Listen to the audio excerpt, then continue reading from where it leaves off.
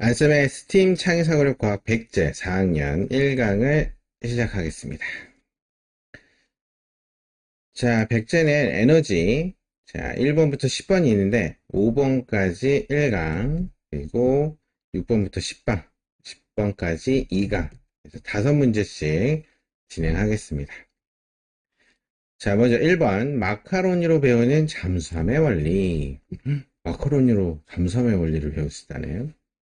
영목이는 잠수함의 원리를 알기 위해 다음과 같이 실험을 설계했다. 집에서도 한번 해볼 수 있는데, 유리잔에 소다를 2스푼 정도 넣는다. 유리잔에 물을 3분의 2 정도 넣고, 유리잔에 마카로니 2~3개를 넣고, 유리잔에 식초를 넣는다. 그럼 마카로니 표면과 움직임을 관찰한다. 사이다에 마카로니를 넣어 비교해본다. 어, 자, 소다랑 식초랑 반응하면, 뭐가 생기지? 그치? 자, 미음에서 마카로니 표면에 기포가 생겼대. 그치? 자, 왜? 어, 소다랑 식초가 만나면, 이산화탄소가 발생하잖아. 그치? 그래서 기포는 이산화탄소인데, 사이다로 해도 괜찮지. 사이다에는 이미 이산화탄소가 녹아있잖아. 그치? 그래서 선생님이, 이 실험을, 마카로니 구하기 쉽지 않잖아. 그지? 주변에 있는 것 중에 쉽게 할 수 있는 실험 방법이 있는데 그걸 한 영상이 있어서 한번 보여줄게. 자, 일단 미음에서 마카로 표면에 기포가 생기는데 이 기포는 뭐야? 이산화탄소지. 미음과 비읍에서 마카로니의 움직임은 어떻게 되는지 쓰고 그 이유를 서술하시오. 마카로니가 막 올라가. 근데 왜 다시 내려가는 걸까? 올라갔다 내려갔다 하잖아. 그죠? 자, 이산화탄소 기포가 마카린 표면에 달라붙으면 기포에 의해서 여러 개 붙어서 가벼워지면 위로 올라가고, 그리고 표면에 달라붙은 이산화탄소가 공기 중으로 날아가면, 표면에 닿아서 기포가 날아가면 다시 표면에 이산화탄소의 기포가 다시 달라붙으면 또다시 올라간다. 이제 공기 중으로 나가면 이제 부력이 약해지니까 다시 떨어지고, 근데 또 붙으면 올라가고.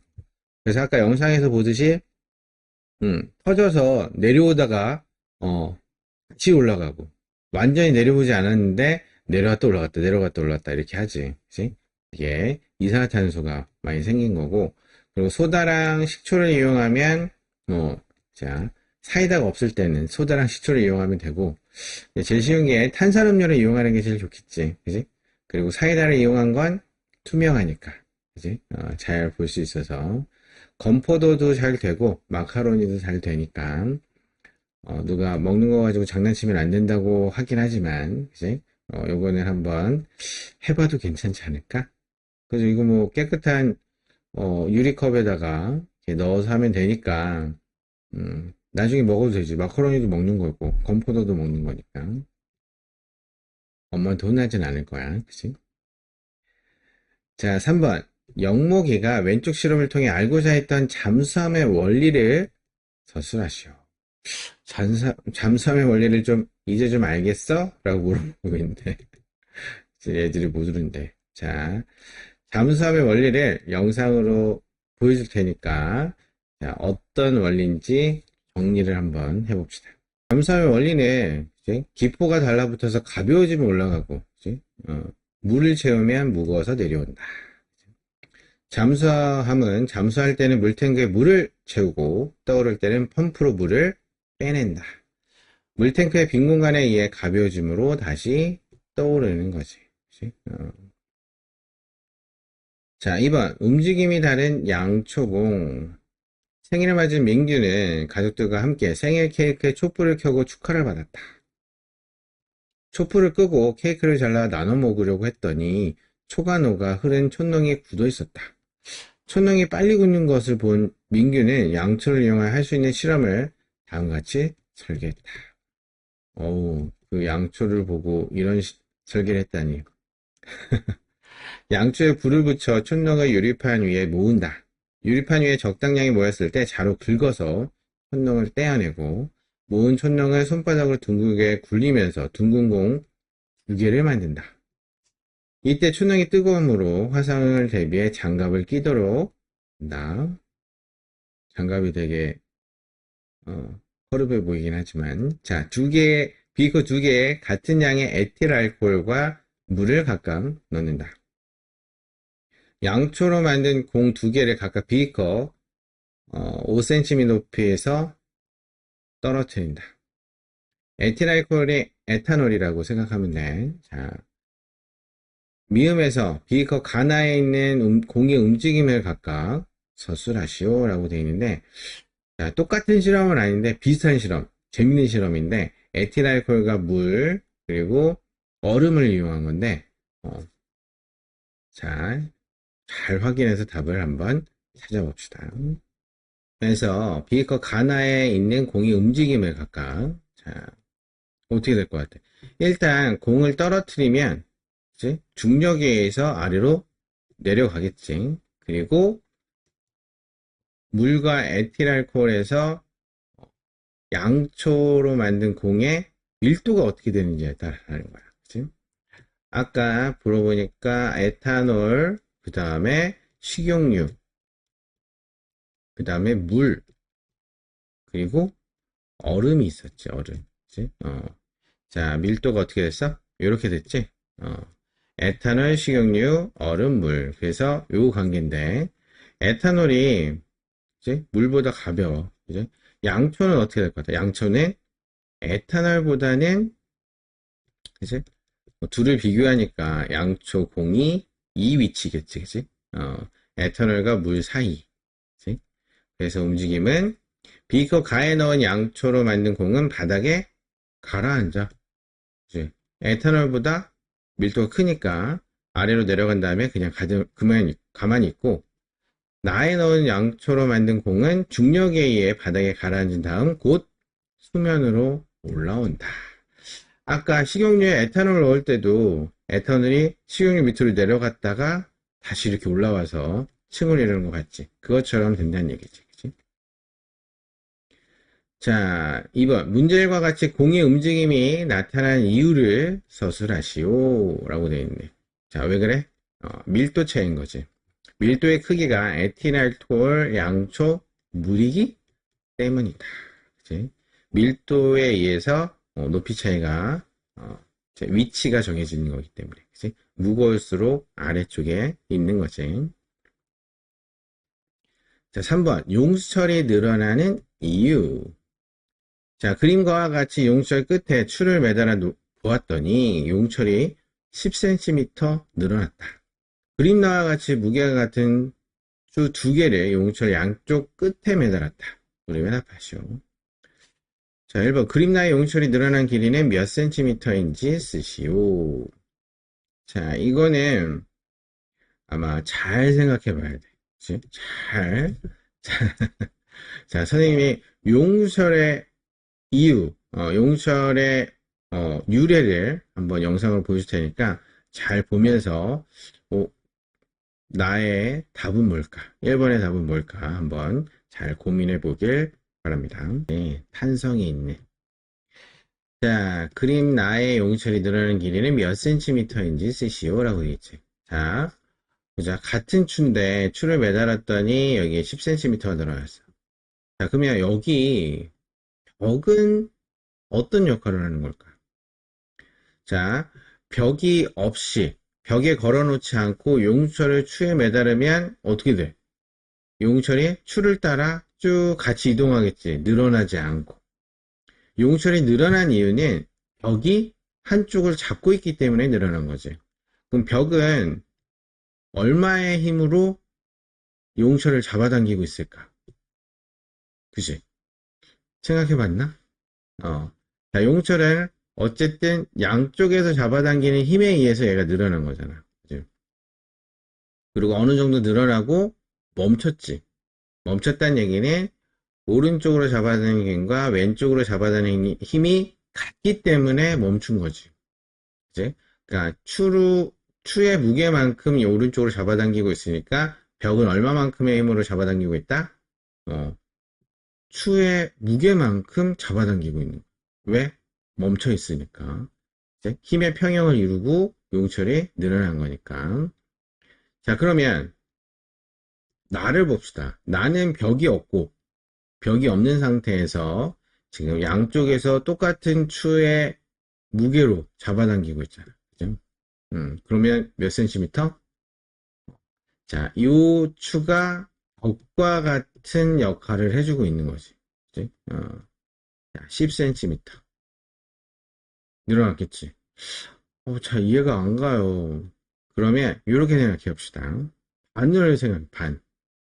자, 여기가 용철 반을 반대쪽 용철이 잡고 있는 거야. 그치? 잡고 있는 거야. 자, 그러면 이쪽으로 추를 매달았어. 용철이 반으로 줄었으면 늘어나는 길이도 반으로 줄지. 그러면 여기는 5cm가 늘어나겠지. 그치? 자, 여기서 벽의 역할을 하고 있는 거니까. 자, 반대쪽도 한쪽으로 추를 잡아당기고 있는데 용철이 반으로 줄었으니까 늘어나는 길이도 반으로 줄었겠지. 5cm. 그치? 얘도 움직이지 않았잖아. 그치? 자, 여기를 기준으로. 그래서 합치면 10cm가 되는 거지. 자, 그래서, 여기 잘, 긴가민가, 그럴 것 같은데? 라고 생각이 들면, 자, 잘 한번 생각해봐. 용철의 한쪽에 아무런 장치 없이 용철이 있는 상태에서 용철을 잡아당기면 늘어나지 않고 따라간다라는 거. 그지? 줄줄 끌려가겠지. 그지? 왜? 반대쪽에서 잡아주는 힘이 없으니까. 그래서 항상 용철은 양쪽에 잡아다니는 힘이 있어야 양쪽에서 똑같은 힘이 작용해야 용철의 길이가 늘어났다 줄어났다 한다는 거 같이 잘 알아두면 되겠습니다. 자, 그러면 1번 그림 나의 용철이 늘어나는 길이 몇 cm다? 10cm다. 자, 2번 문제 1과 같이 생각한 이유. 선생님 열심히 설명했는데 그 긴 거를 어떻게 써야 될까? 용철의 양쪽에서 똑같이 잡아당기고 있다. 자, 즉 용철의 중심 부분에 벽을 세워놓고 절반으로 잘라놓은 용철 한쪽에 추를 하나 매달아 놓은 것과 같다. 용철을 절반으로 자르면 추를 매달았을 때 늘어나는 길이도 절반이 되기 때문에 양쪽으로 5cm씩 늘어나서 총 10cm 늘어나게 된다. 자, 선생님 두 번째로 설명한 부분인 거지. 그지? 자, 이 부분, 여기를, 나눠서 생각하면 되는 거죠. 또는, 벽이, 가에서 용철 끝에 추를 매달았을 때 10cm 늘어났을 때, 자, 벽도 추의 무게만큼, 용철을 잡아당기고 있는 것과 같다. 그래서 가와 나는 같은 상황이다. 그치? 벽 대신 추로 잡아당기고 있으니까 가와 나는 용철 입장으로 보면 양쪽에 같은 힘이 작용하기 때문에 똑같이 10cm가 늘어납니다. 라고 써도 되겠습니다. 네, 뭐 설명하기 나름이니까 요거는 본인이 생각한 대로 어떤 게 좀 이해가 되는지 쓰면 되겠습니다. 자, 4번. 가짜 황금 동전을 찾아라. 민호는 양팔조를 이용한 문제를 해결하려고 한다. 자, 이거 수학 사고력 문제로도 많이 나오는 문제인데 1번. 같은 크기의 황금 동전이 9개 있다. 이 중에는 가짜 황금 동전이 하나 있다. 이 가짜 황금 동전은 진짜 황금 동전보다 약간 가볍다고 한다. 다음과 같은 양팔조를 이용하여 가짜 황금 동전을 찾으려고 한다. 양팔조를 가장 적게 사용하는 방법은 몇 번인지 쓰고 그 방법을 쓰라시오. 자, 이거 이제 글로 표현하려면 엄청 오래 걸리는데 영상으로 한번 이제 황금 동전이 아니라 이번엔 다이아몬드인데 잘 설명이 되어 있어서 영상으로 한번 보여줄게. 두 번 사용하는데 이걸 글로 표현하자니 이렇게 되어 있는 거야. 자, 9개 동전에 각각 A, B, C, D, E, F, G, I, H, I까지. 자, 그래서 먼저 A, B, C와 D, E, F를 양쪽 접시에 각각 올려 080을 한 번 사용한다. 그지? 그래서 A, B, C, D, F가 같으면, 자, 나머지 세 개, 이제 세 그룹으로 나눈 거니까, 그지? G, H, I 중 하나가 가짜 황금 동전이므로 G와 H를 양쪽 접시에 이제 올렸을 때, 같으면 I가 가짜. 자, G가 작으면 G, 그리고 H가 작으면 H가 가짜 황금 동전이다. 그지? 그래서 이렇게 한 번, 두 번을 쓰는 거고, 자, 예를 들어 ABC와 DF 했더니 ABC가 작아. 그럼 ABC 중에 가짜 황금종이 있으니까 AB를 올렸을 때 나타나는 AB가 같으면 C가 가짜. A가 작으면 A, B가 작으면 B. 그리고 또 DF면 DF 중에 DE를 양쪽 접시에 올려서 같으면 F.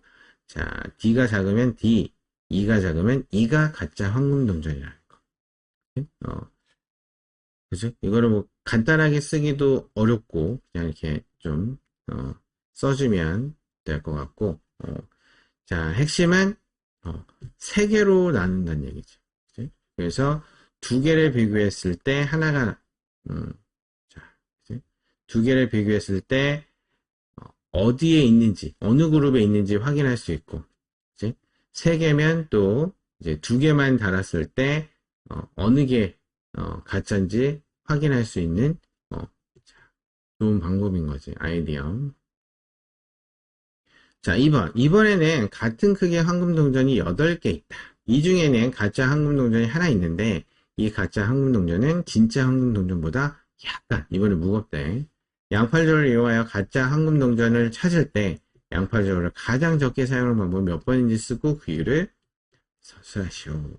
자, 8개. 9개는 3개씩 하면 되는데 8개는 어떻게 하지? 그치? 자, 이런 문제 내니까 헷갈려하는 친구들 있더라고. 자, 8개를 그럼 반반 나누면 되죠. 4, 4. 그지? 자, 했어. 그러면 4, 4니까 어쨌든 4개 중에 나오니까 또 2개, 2개. 그럼 2개 중에 하나 했으니까 하나하나. 몇 번 써야 돼? 3번 써야 돼. 9개는 2번인데 8개는 3번 써야 된다고? 그럼 답이 아닌 것 같지.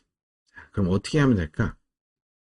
이것도 어렵지 않아. 그치? 3개, 3개, 2개로 나누고 셋을 재면 되는 거지. 그치? 자, 그러면 얘면 하나하나 해서 끝내면 되고, 그지? 자, 셋 중에 하나면, 그지? 하나하나, 하나. 이렇게 해서 2번으로 끝낼 수 있는 거지. 그지? 어렵지 않지? 9개에서 8개로 바꿨더니 헤매는 친구들이 많더라고. 자, 이렇게 뭐 나누기 하면 되는 거지. 그치? 자, 그래서 A, B, C, D, F를 하고 했을 때 같으면 GH에 가짜 동전이 있으니까 GH를 했을 때 무거운 게 이번에는 그치? 무거운 게 가짜 황금 동전이에요. 그리고 A, B, C 중에 D 있으면 A, B, C가 무거우면 A, B, C 중에 A, B를 쟀을 때 A가 같으면 C가 가짜, A가 크면 A, B가 크면 B가 가짜 황금 동전인 거지. 그리고 A, B, C, D, F가 크면 자 그러면 D를 재서 같으면 F, D가 크면 D, E가 크면 E가 가짜 황금 동전이라는 걸 써주면 되겠지. 이해되지? 자, 8개라고 해서 헷갈리면 안 되고. 그러면 7개면 어떻게? 7개.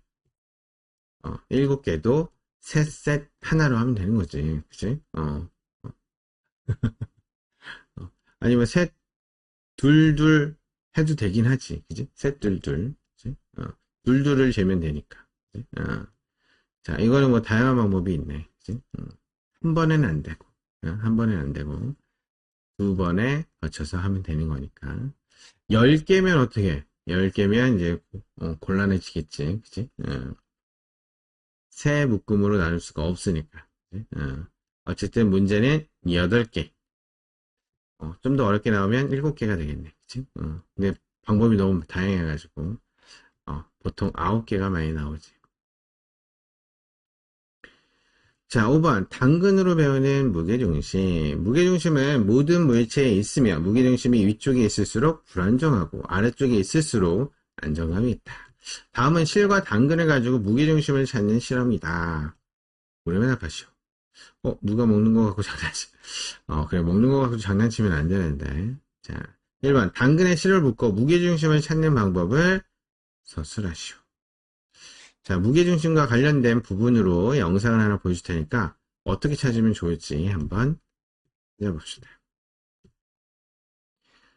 자, 그러면 무게중심을 잡았다는 얘기는 수평을 만들었다는 얘기죠. 수평. 수평이 됐어. 자, 그러면 자, 보통은 아까 널판지가 양쪽 무게가 같은 상태에서 이제 양쪽에 같은 무게가 있으면 같은 거리에 있고, 그지? 근데 같은 거리에 있지만 무거운 게 있으면 무거운 건 같은 거리, 가벼운 건 멀리 이렇게 해서 수평을 맞추잖아, 그지? 그리고 자, 거리 그리고 무게 요 값이 같다 그랬지? 그러면 수평인 거지, 수평. 자, 그러면 당근을 보면 당근은 지금 널판지가 없지. 네? 그럼 이거 어떻게 생각하면 돼? 어떻게 생각하면 되냐면 당근을 왼쪽에 무게중심 그리고 오른쪽에 무게중심 그치? 이게 양쪽에 널판지에 있고 있다라고 생각해서 수평이 됐다라고 보면 되는 건데 일단 1번 문제는 당근에 실을 묶어 무게중심을 찾는 방법. 자, 그럼 어떻게 하면 돼? 자, 왼쪽에 무게중심, 오른쪽에 무게중심이 곱하기 거리, 그지? 곱하기 자, 왼쪽 오른쪽 무게에다가 곱한 게 같아지게끔 해야 되잖아, 그지? 그러면 왼쪽에 기울어졌어. 왼쪽으로 기울어졌어. 그러면 이 실을 어떻게 움직이면 돼? 이 무게를 달리할 수 없으니까 여기 받침점 부분, 그치? 요 부분을 옮겨줘야 되는 거지. 그때 어떻게 옮겨? 어느 쪽으로? 무거운 쪽, 기울어지는 쪽으로 얘를 움직이면 무게중심까지의 거리가 짧아질 테니까. 그리고 반대쪽은 멀어지니까 수평을 맞출 수가 있겠지. 그래서 당근에 실을 묶어 기울어지는 쪽으로 실의 위치를 움직이면서 수평이 이루어질 때까지 반복한다. 당근에 실을 묶어서 기울어지는 쪽으로 실을 계속 움직이면 수평을 맞출 수 있는 거지. 그치? 그러면 그 위치가 뭐야? 무게중심인 거지. 이해되지? 무게중심. 자, 2번. 문제 1에서 찾은 무게중심을 손가락으로 받쳐보면 어떻게 되는지 쓰고 그 이유를 서술하시오.